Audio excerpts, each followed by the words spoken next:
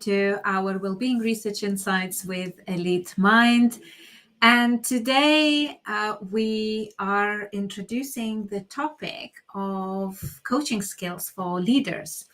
I know this is a little bit unusual as we're really focusing a lot about the role of well-being and supporting employee mental health in organizations, and we often talk about variety of topics within organizational well-being industry that often stay behind the closed doors.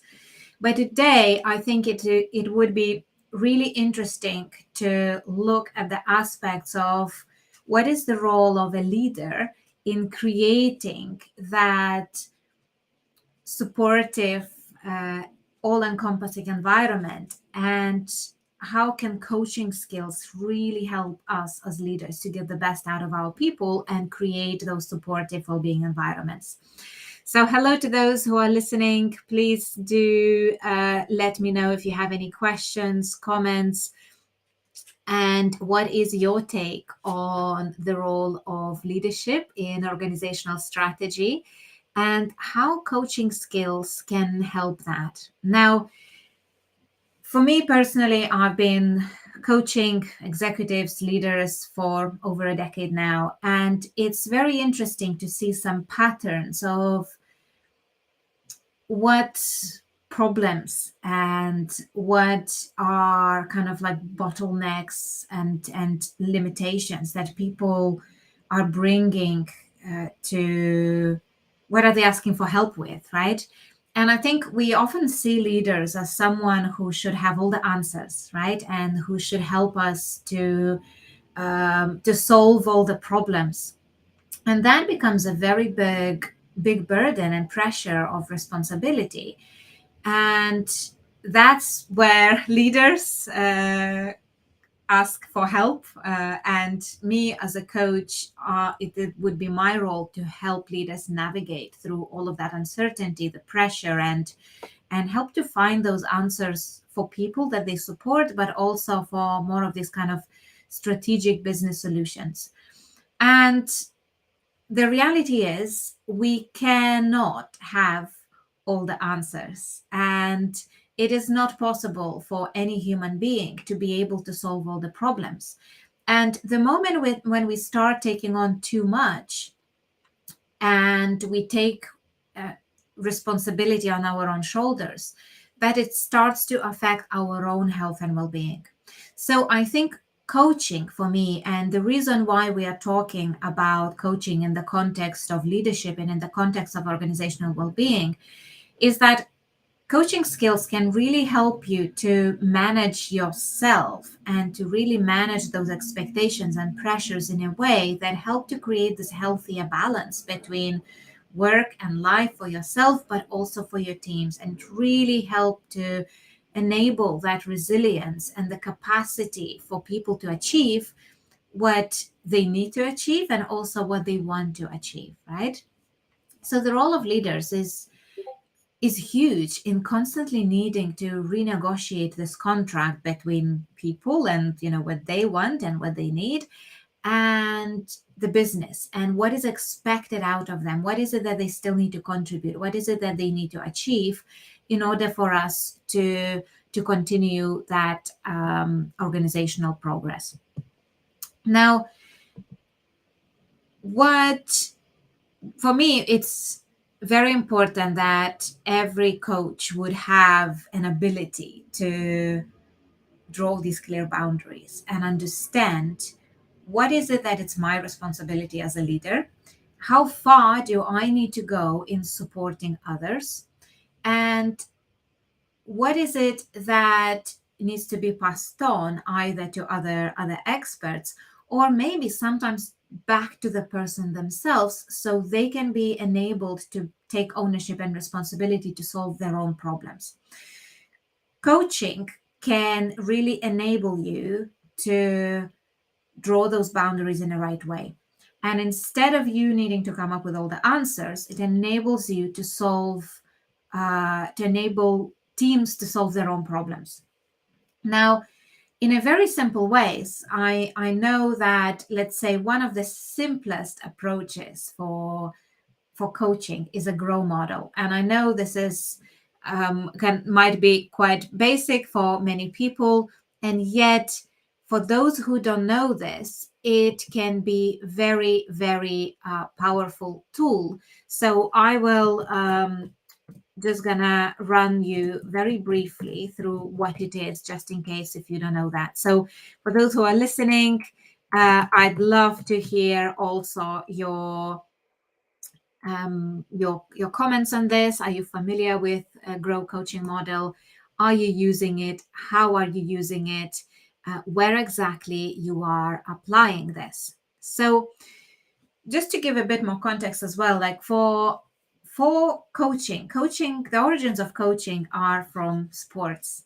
And there is a very famous book that pretty much started the whole movement of personal development and coaching called In a Game of Tennis, which looks at your own capacity to maintain your own inner state and your own ability to negotiate your own internal turmoil.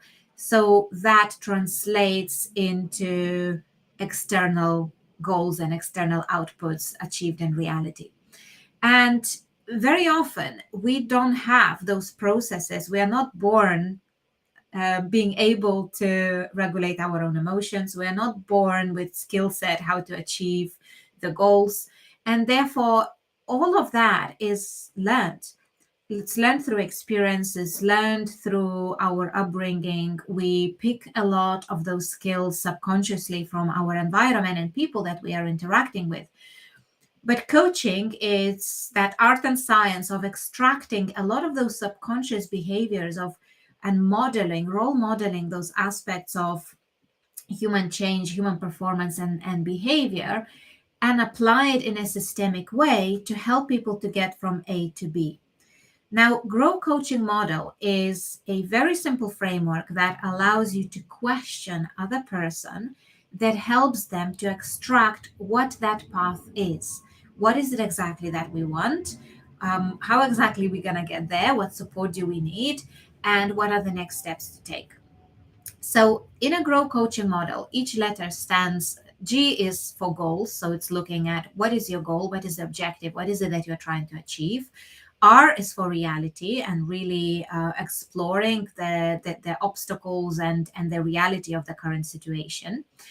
O is for options and opportunities. So, what are the different ways of achieving this? What are the different options of and choices that we have of getting there or solving this problem?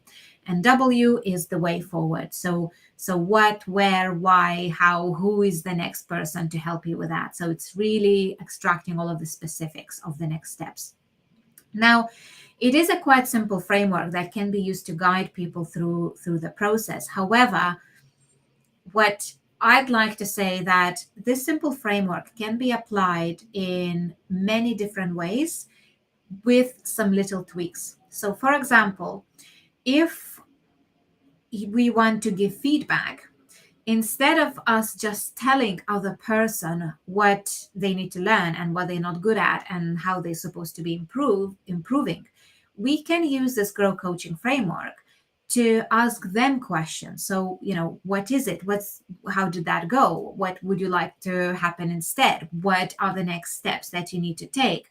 And instead of us telling the person, we can just extract that information out of them. And the difference between telling and asking is huge, because most of the time we have all the answers and all the solutions within, and we just need a trusted guide to facilitate us to extract that wisdom out of us. And when it comes in our own words, when it feels like we came up with those solutions ourselves because somebody else asked us, there is much greater chance of us actually achieving it and really succeeding in that task, because it's ours. We have that ownership that cannot be compared to the task that has been handed to you by somebody else, and whether you've just been told to do. People don't like being told what to do. They want to go on their own journey, do things their own ways, and achieve results in a way that makes sense to them and it connects to their personal needs, their personal goals and objectives. Now, here is in leadership context, I like to do small tweaks and changes to this growth framework. And actually, when you think somebody comes to you to your office with a complaint, somebody needs some help, whatever that would need to happen, I feel it's much, much wiser to actually start by exploring the reality first. So you don't start with a goal, you actually start with an R. And the reality of it is really to that step, it's all about listening. It's all about understanding how this person feels, what is their reality, how exactly they are experiencing the situation, what are their struggles, what is it that they have done already, what worked, what haven't worked. And just by exploring that reality can really give us a good understanding about where this person's mindset is, where their skill set is, what is their capacity to execute on solving that problem.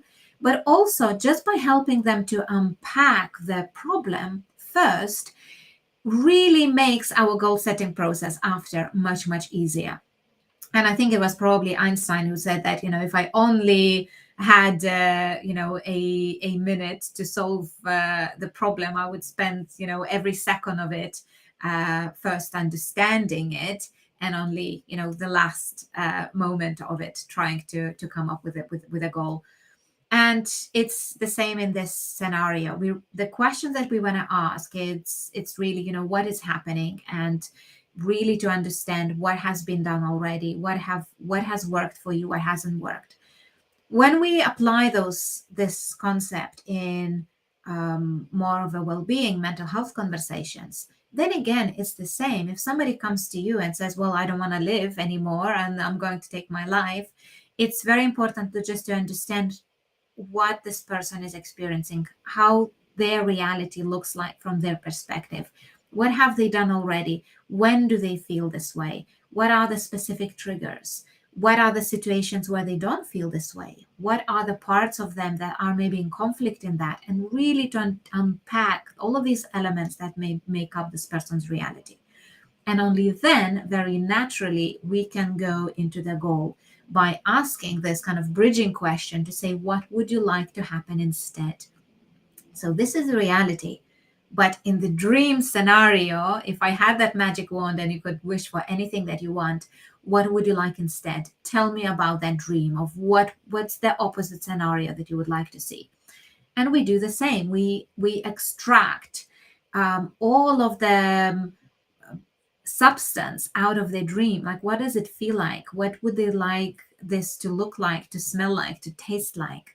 And from there, we can then guide person to specific options. So what are all of the different ways of getting there? What are the maybe different obstacles, different opportunities? What can stop us there? What are all of these different ways that we can explore this problem, and all these different routes that we can establish how to get there?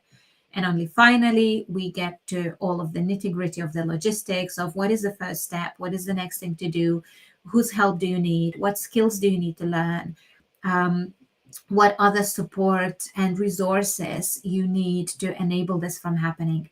What can I do to help you? And it is very important that when we apply this coaching approach, we don't just tell people, we also can give them some suggestions and recommendations in a form of questions, especially when it comes to options. Have you thought about this? And have you ever considered that? And have you tried this? Did it work for you? Did it not? What worked and what haven't?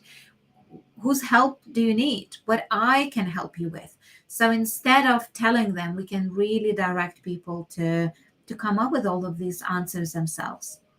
Now, when we apply this grow coaching model in problem solving, when we apply this in, let's say, even giving feedback, imagine what difference does it make when you're saying, can I give you feedback, and just spilling the beans of what they need to learn, to say, oh, okay, so, you've delivered this presentation. How did it go? let's explore this reality. Let's see how you're feeling. Let's see what would you do differently next time. What is your goal for the next meeting? And what are all the different options? What are things that you can learn?